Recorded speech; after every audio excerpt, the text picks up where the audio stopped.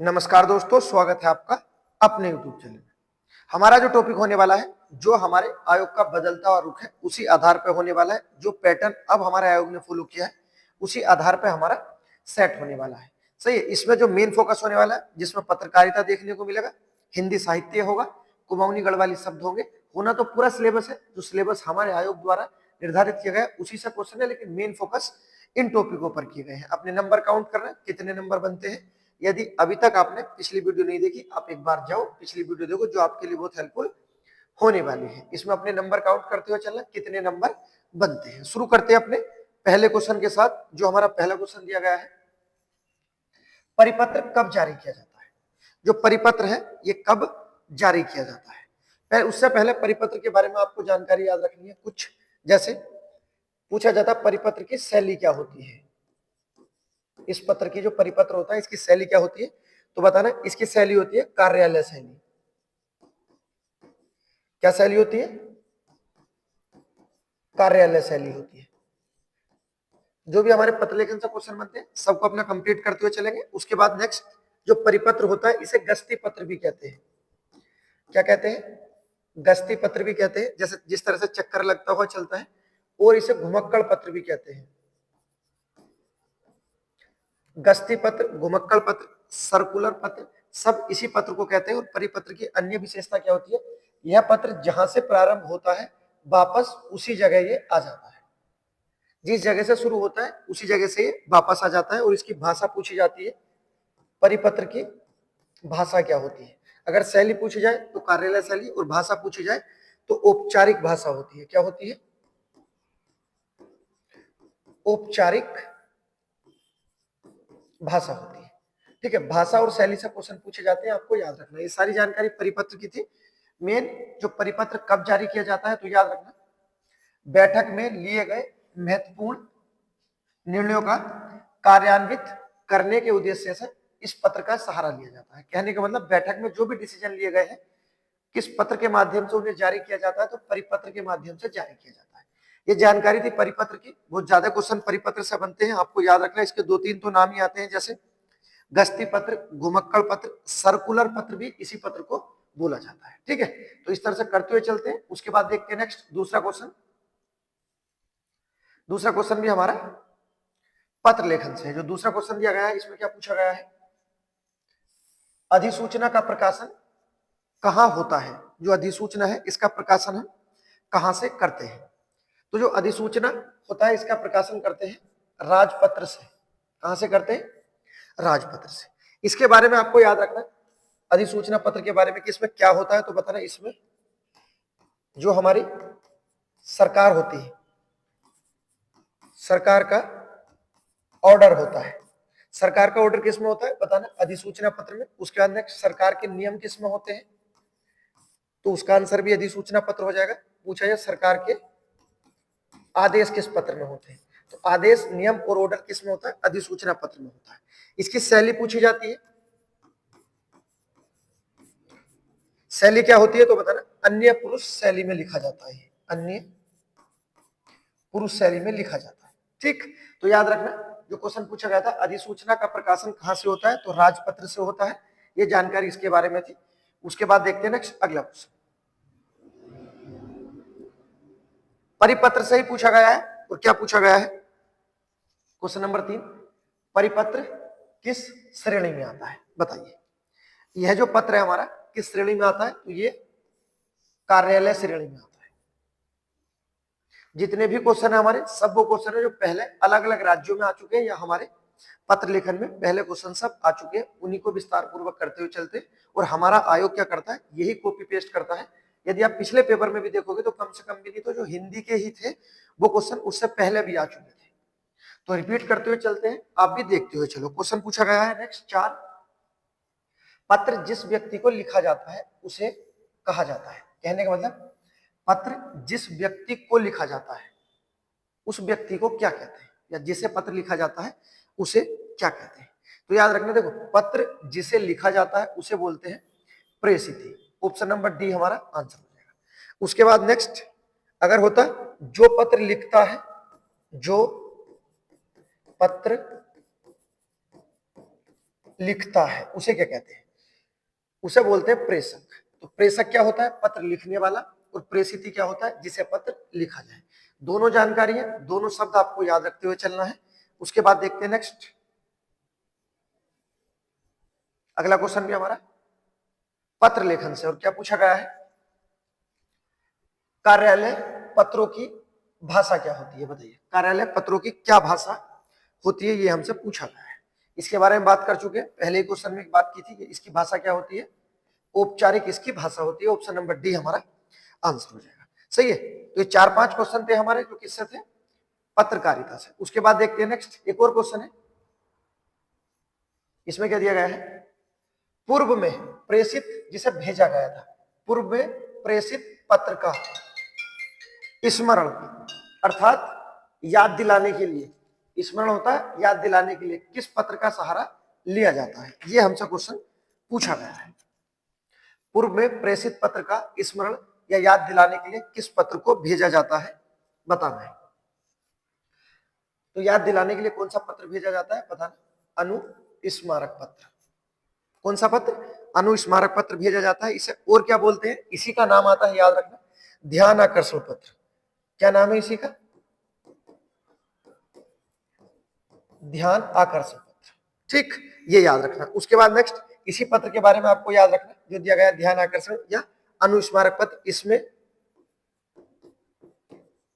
जो प्रारूप होता है देना अनिवार्य नहीं है। प्रारूप देना अनिवार्य नहीं होता।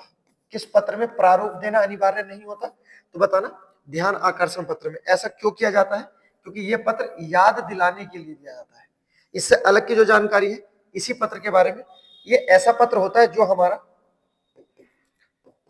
आकार में सबसे छोटा होता है।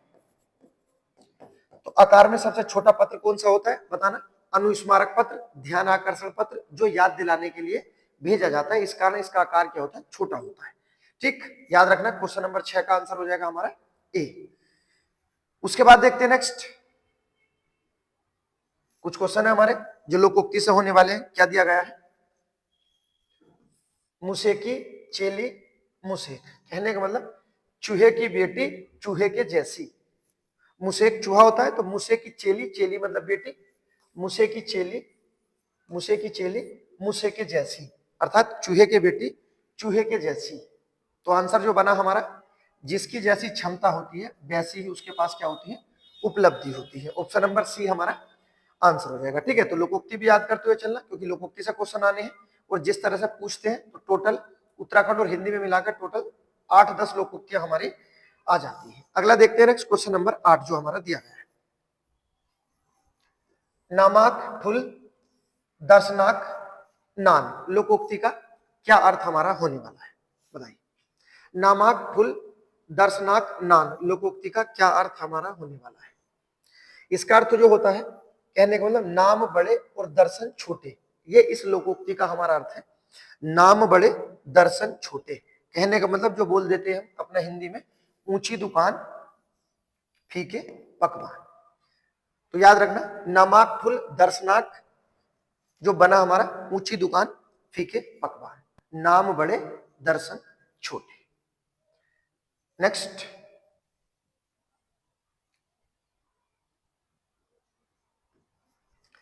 नेक्स्ट देखते हैं जो हमारा दिया गया है।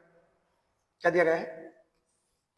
आगो जसोन छारो जसन, लोकोक्ति का क्या अर्थ होता है? बताइए। आगो जसोन छारो जसोन, इसका जो अर्थ है, ना आग जैसा, मतलब ना तो आग के जैसा, आगो जसेन, और छारो होती है जो आग की राख होती है, ना राख जैसा, ना तो आग के जैसा ना राख के जैसा। सही है, तो क्या बन जाएगा? अपनी स्वयं की कोई पहचान ना होना। आगो जसोन छारो जसोन, लोकोक्ति का हमारा क्या अर्थ बना? अपनी कोई पहचान ना होना, ना आग के जैसा ना राख के जैसा। नेक्स्ट देखते हैं, क्वेश्चन नंबर 10 दिया गया है, आसान है। क्या दिया है? सिकाई अकल, मतलब किसी को अकल सिखाई थी, और उसके बाद चढ़ाई पानी, अर्थात सब पर पानी फेर दिया। किसी को अक्ल सिखाई थी और उसने अक्ल पर क्या कर दिया, पानी फेर दिया। तो क्या बना, उस व्यक्ति को बोलेंगे हम प्रभाव रहित रहना। सिखाई क्या थी, अक्ल, लेकिन पूरी अक्ल पर पानी फेर देना, प्रभाव रहित रहना। नेक्स्ट क्वेश्चन देखते हैं क्या दिया गया है। क्वेश्चन नंबर 11 है डानी डानी। डानी क्या होता है, पर्वत होता है। पर्वत कहने मतलब पर्वत पर्वत। और आगे दिया गया है कापड़ कापड़। कापड़ क्या होता है, एक पेड़ होता है कापड़ का। क्या होता है, ये पेड़ होता है। जिस तरह से आप देखोगे पहाड़ों पे तो आपको क्या देखने को मिलेंगे, जगह जगह पर्वत और एक पेड़ होता है कापड़ का पेड़। मतलब जगह जगह जब आप पहाड़ों पे देखोगे तो आपको पर्वत ही पर्वत दिखाई देंगे और कापड़ का पेड़ ही पेड़ दिखाई देगा। कहने का मतलब डानी डानी कापल कापड़। तो जो हमारा आंसर हो जाएगा इसका ऑप्शन नंबर सी हो जाएगा। कहने का मतलब व्यर्थ का घूमना, जो इधर उधर घूमते रहते हैं, जो टहलते रहते हैं, उसके लिए प्रयोग है। जहां तहां भटकने वाला या इधर उधर घूमने वाला या व्यर्थ का घूमने वाला। डानी डानी काफल काफल। डानी क्या बोलते हैं, पर्वत को बोलते हैं, क्योंकि शब्द भी पूछे जाते हैं, आपको शब्द भी याद रखने हैं। नेक्स्ट देखते हैं, क्वेश्चन पूछा गया है हमारा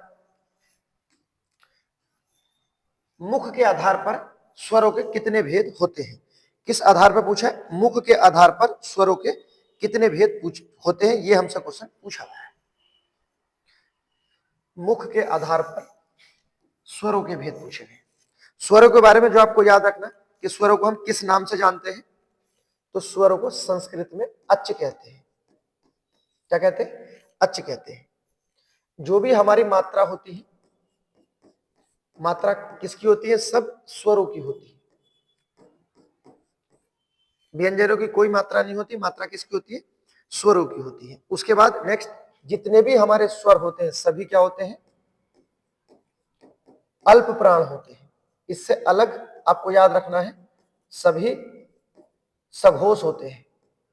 ठीक है, लेकिन आपको अपवाद के आधार पर किसी किसी बुकों में मिलेगा, सब में नहीं मिलेगा। आपको ए मिल जाएगा अघोष के आधार पर, लेकिन आपको लगाना है सघोष ही होते हैं, क्योंकि ये क्वेश्चन आ चुका है जो कथन के लिए आते हैं, क्या सभी स्वर सघोष होते हैं, तो उसमें सही माना गया है।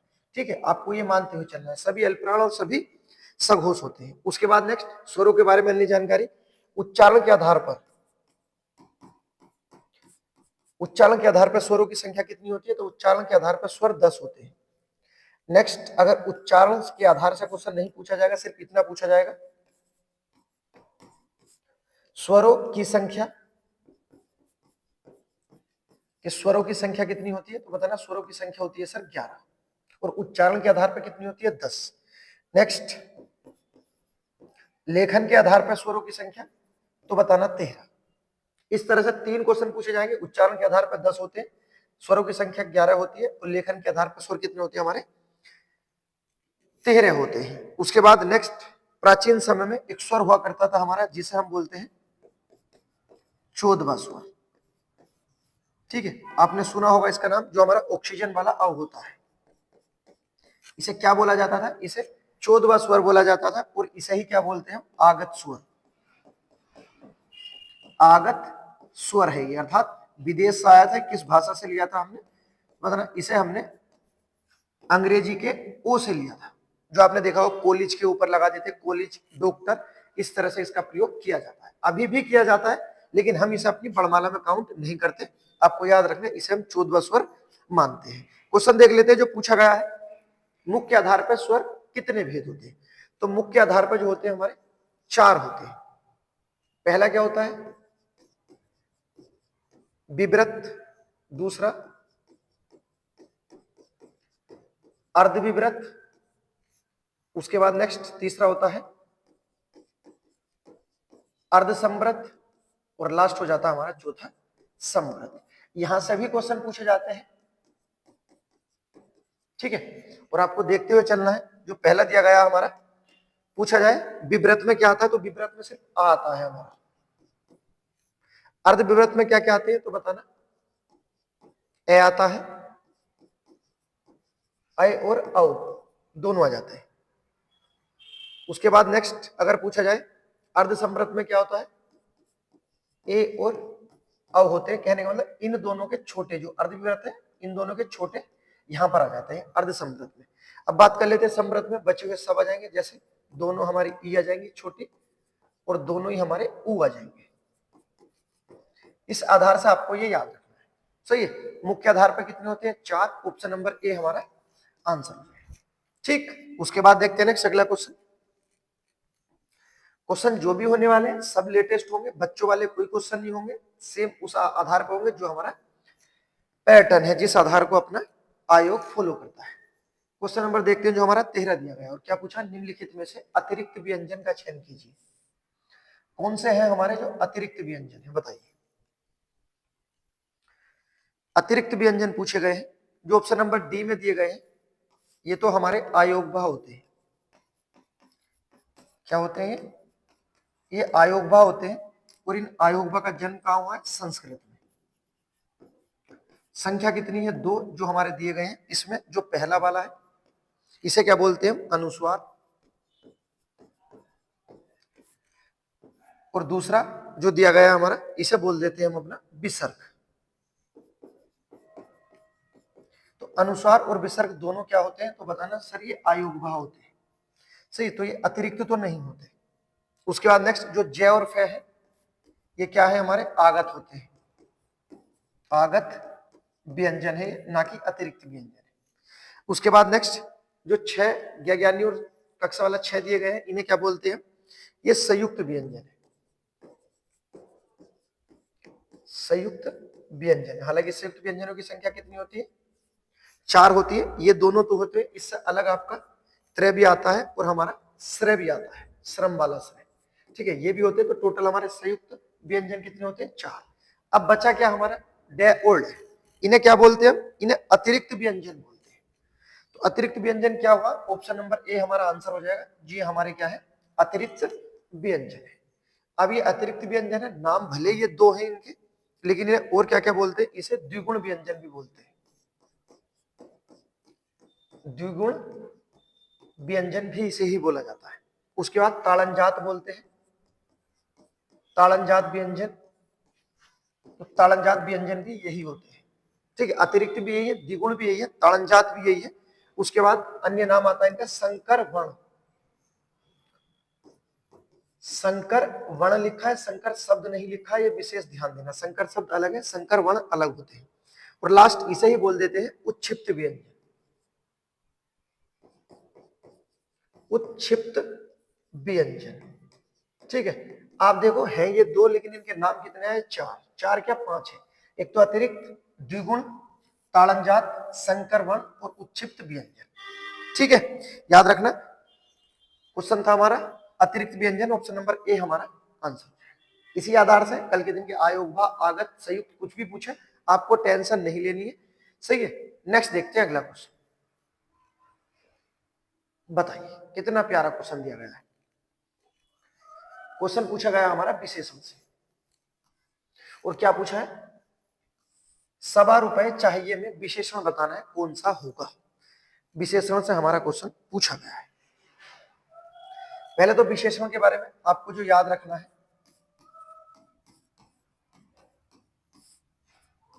कितने भेद होते हैं हमारे? 4 होते हैं। कौन कौन से होते हैं? पहला गुणवाचक विशेषण, दूसरा संख्यावाचक विशेषण, तीसरा परिमाणवाचक जिसमें नापतोल होती है, और लास्ट होता है सार्वनामिक। सार्वनामिक विशेषण। तो विशेषण की संख्या कितनी होती है? जो भेद होते हैं हमारे 4 होते हैं। विशेषण होते क्या है? तो ऐसे शब्द जो संज्ञा और सर्वनाम की विशेषता बताए विशेषण कहलाते हैं। भेद 4 होते हैं, गुण, संख्या, परिमाण और सार्वनामिक। लेकिन जो क्वेश्चन पूछा गया है, ये क्वेश्चन पूछा गया हमसे संख्या के अंतर से, कि संख्यावाचक विशेषण के कितने भेद होते हैं? तो इसके भेद होते हैं 2। कौन कौन से भेद होते हैं? तो एक तो होता हमारा अनिश्चित, अनिश्चित संख्या वाचक, और दूसरा होता हमारा निश्चित संख्या वाचक।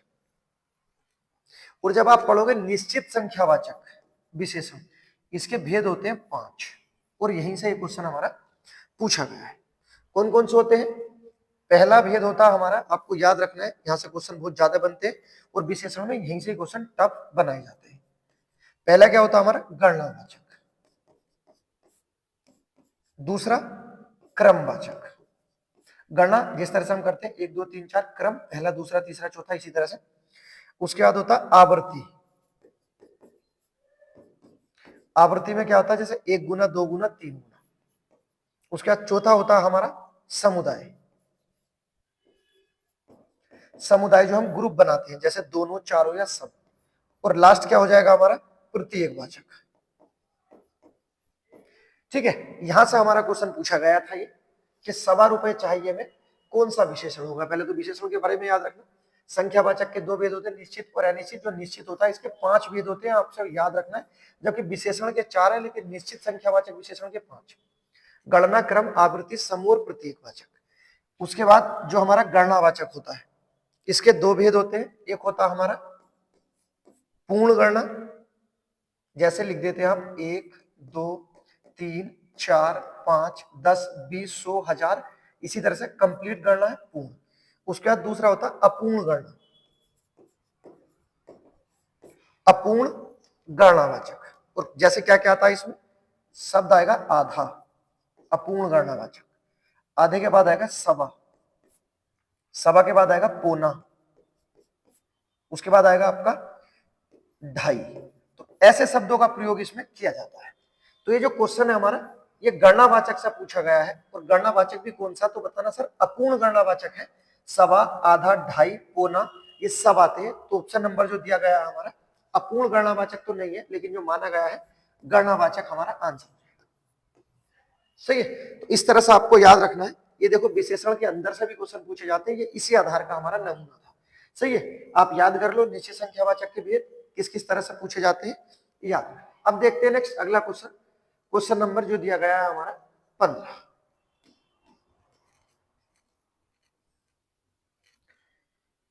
क्वेश्चन आया हमारा साहित्य से, और साहित्य में क्या पूछा गया है? शिरीष के फूल किसकी महत्वपूर्ण रचना है? बताइए, शिरीष के फूल किसकी महत्वपूर्ण रचना है? ये हमसे क्वेश्चन पूछा गया है।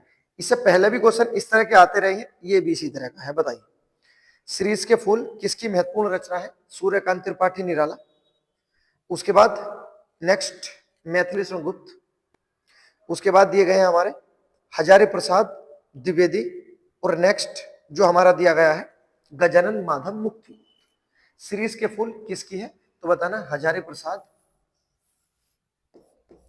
द्विवेदी जी की महत्वपूर्ण रचना है शिरीष के फूल। अब द्विवेदी जी के बारे में जो आपको याद रखना है, इनका जन्म कब हुआ था? 1907 में इनका जन्म हुआ था। संबंध कहां से? उत्तर प्रदेश से। उसके बाद नेक्स्ट इनकी मृत्यु कब होती है? 1979 में इनकी मृत्यु हो जाती है उत्तर प्रदेश में। तो संबंध कहां से निकला इनका? हजारी प्रसाद द्विवेदी का उत्तर प्रदेश से। उसके बाद नेक्स्ट इनकी कर्म भूमि पूछी जाती है, तो बताना बनारस हजारी प्रसाद द्विवेदी की कर्म भूमि थी।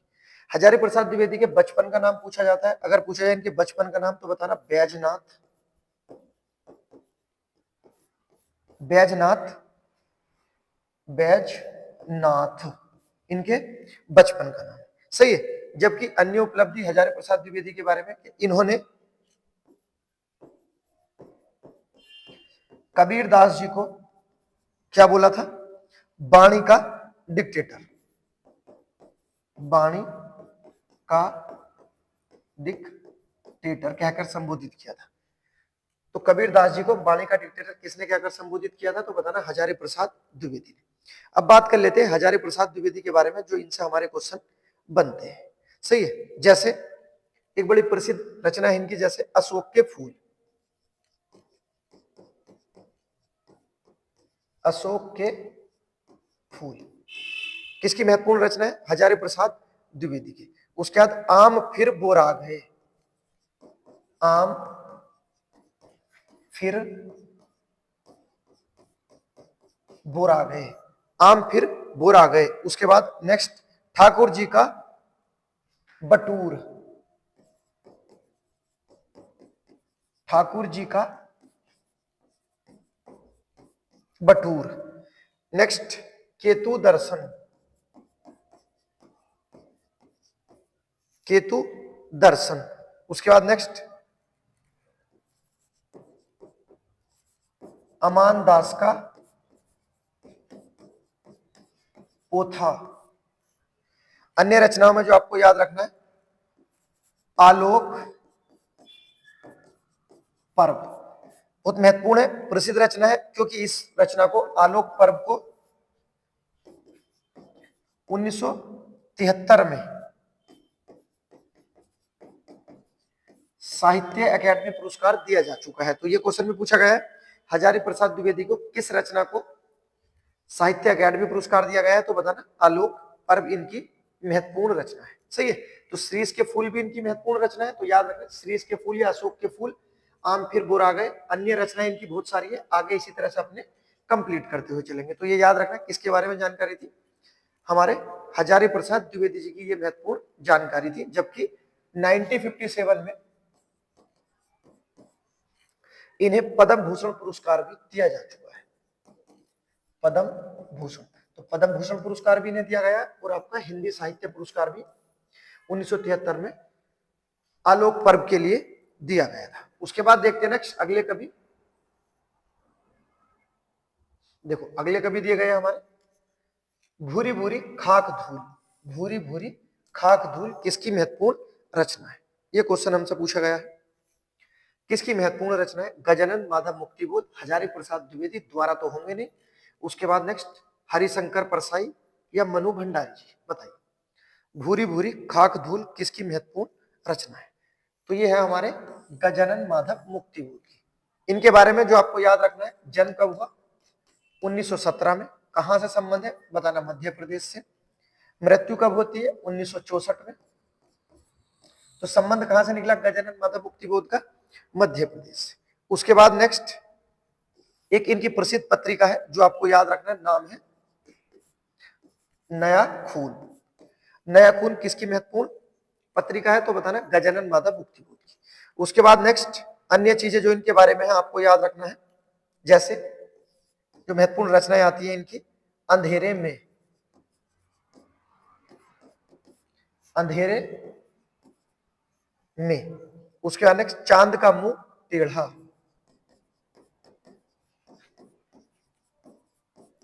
चांद का मुंह टेढ़ा। उसके बाद नेक्स्ट अन्य चीजें जैसे काठ का सपना। नेक्स्ट जंक्शन के नाम से आता है, जंक्शन, पक्षी और दीमक, पक्षी और दीमक। उसके बाद नेक्स्ट लेखन का सौंदर्य,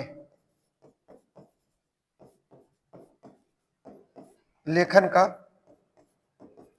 सौंदर्य। तो ये महत्वपूर्ण उपलब्धि है गजानन माधव मुक्तिबोध की। संबंध कहां से? मध्य प्रदेश से। हमारे एग्जाम में इनसे क्वेश्चन बनते रहते हैं, ठीक है। उसके बाद देखते हैं नेक्स्ट अगला क्वेश्चन जो हमारा दिया गया है, क्वेश्चन नंबर 17। नेक्स्ट दिया गया है और क्या पूछा गया है, निम्नलिखित में कौन सा शिव का पर्यायवाची शब्द नहीं है? अर्थात कौन सा पर्यायवाची है हमारा जो शिव का नहीं है? बताइए। पहला दिया गया है सर्व, भव, महेश या जनार्दन।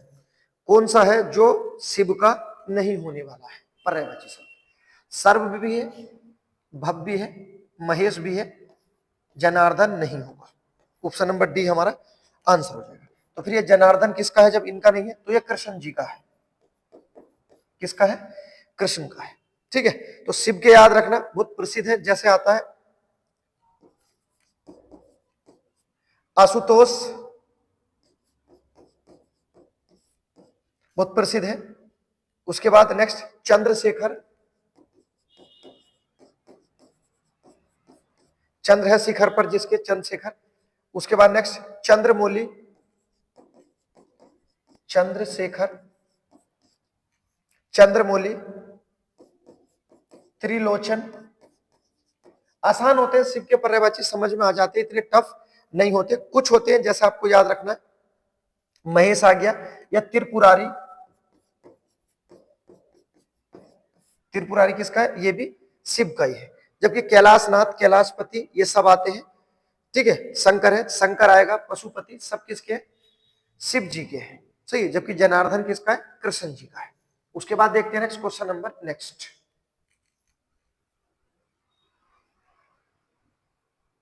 क्वेश्चन है, बहुत आसान होगा, गलत नहीं करना। और क्या पूछा गया है इसमें? जो सर्वनाम शब्द वक्ता मतलब बोलने वाला, श्रोता सुनने वाला, अथवा किसी अन्य व्यक्ति के लिए प्रयोग किया जाता है उसे क्या कहते हैं? ये हमसे क्वेश्चन पूछा गया है। तो जो क्वेश्चन पूछा गया है सर्वनाम के बारे में है, सही है। क्या कहते हैं? वक्ता, श्रोता अथवा किसी अन्य व्यक्ति के लिए जब प्रयोग किया जाता है। सर्वनाम के बारे में जो आपको याद रखना है, सर्वनाम बिल्कुल बेसिक जानकारी है। भेद कितने होते हैं तो आपको पता है, इसके भेद होते हैं 6। जबकि सर्वनाम की अगर संख्या पूछी जाए, सर्वनाम की संख्या तो पता ना, सर्वनाम की संख्या 11 होती है। सर्वनाम होते क्या है हमारे? तो ये विकारी शब्द होते हैं, यही हम पढ़ते हैं। क्या होते हैं? विकारी। लेकिन एक शब्द याद रखना है, परंतु। लिंग के आधार पर, ठीक है, किसके आधार पर? लिंग के आधार पर सर्वनाम का कोई परिवर्तन नहीं किया जा सकता है, यह भी आपको याद रखना है, सही है। इससे अलग की जानकारी सर्वनाम के बारे में जब आप पढ़ोगे, संयुक्त सर्वनाम, तो संयुक्त सर्वनाम से क्वेश्चन पूछा जाता है कि ये जो संयुक्त सर्वनाम होते हैं इनका निर्माण कैसे होता है? तो बताना, संयुक्त सर्वनाम का निर्माण हमारी संज्ञाओं से होता है, ठीक है। होते कौन कौन से संयुक्त सर्वनाम? जैसे कुछ ना कुछ, कोई ना कोई, ठीक है। तो ये होते हैं हमारे संयुक्त सर्वनाम। क्वेश्चन बनते हैं यहां से, आपको याद रखना है, सही है। अब बात कर लेते हैं जो पूछा गया था, वक्ता, श्रोता अथवा किसी अन्य व्यक्ति के लिए प्रयोग किए जाते हैं उसे क्या कहते हैं? तो उसे कहते हैं हम अपना पुरुषवाचक सर्वनाम। पुरुषवाचक सर्वनाम के कितने भेद होते हैं? बड़ा आसान है, 3 इसके हमारे भेद होते हैं, ठीक। कितने भेद होते हैं? 3। कौन कौन से होते हैं? पहला बोलते हैं उत्तम पुरुषवाचक, दूसरा होता है मध्य पुरुषवाचक, और तीसरा होता है अन्य पुरुषवाचक। उत्तम पुरुषवाचक में वक्ता की बात होती है, जो हमारा वक्ता होता है, सही है। मध्य में क्या होता है? श्रोता होता है, अर्थात सुनने वाला। और अन्य में क्या होता है? इसमें अन्य व्यक्ति होता है, अन्य व्यक्ति होता है, सही है। जैसे वक्ता में क्या किया जाएगा? बोलने वाला मैं और हम, ऐसे शब्द आते हैं। जैसे मैं यह कार्य कर लूंगा, तो कौन सा हो जाएगा? उत्तम पुरुषवाचक हो जाएगा, क्योंकि इसमें वक्ता कार्य कर रहा है। श्रोता सुनने वाले हो जाएंगे, जैसे आप इस समय क्लास सुन रहे हो, तो ये आप क्या हो? मध्य पुरुषवाचक है, सही। जबकि मैं बोल रहा हूं, आप सुन रहे हो, और मैं बोल रहा हूं कि आज उसने क्लास नहीं ली, तो जो शब्द आया है उसने, तो ये क्या हो जाएगा? हमारा अन्य पुरुषवाचक हो जाएगा, सही है। तो इस तरह से पुरुषवाचक के भेद याद रखना। सर्वनाम की संख्या, सर्वनाम के बारे में कुछ एक्स्ट्रा चीजें आपको याद रखना है। तो क्वेश्चन क्या बना हमारा? ऑप्शन नंबर ए हमारा आंसर निकलेगा, ठीक। 18 का ए हो जाएगा। उसके बाद नेक्स्ट क्वेश्चन क्या पूछा है? बिहारी उपभाषा में निम्नलिखित में कौन सी बोली शामिल नहीं की जाती है? किसमें? बिहारी उपभाषा में कौन सी बोली शामिल नहीं की जाती है? जब कभी भी बिहारी आता है, मैं आपसे हमेशा बोलता हूँ कि बिहारी उपभाषा आता है, आप ऐसा बोलना मैं और भय, बस ये 3 ही आती है, मैं। अब मैं से क्या है? मैथिली, मैथिली। उसके बाद नेक्स्ट मगही, और भय से क्या हो जाएगा आपका?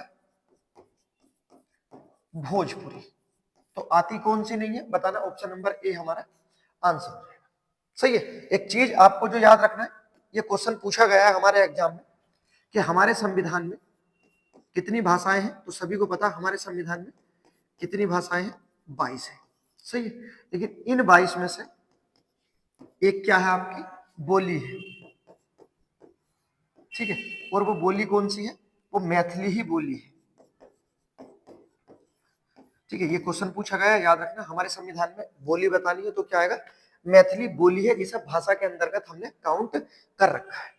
सही है। जब ये बात आई है संविधान के बारे में तो आपको ये बताना है, मैं बता देता हूं कि पूछा जाए संविधान की पहली भाषा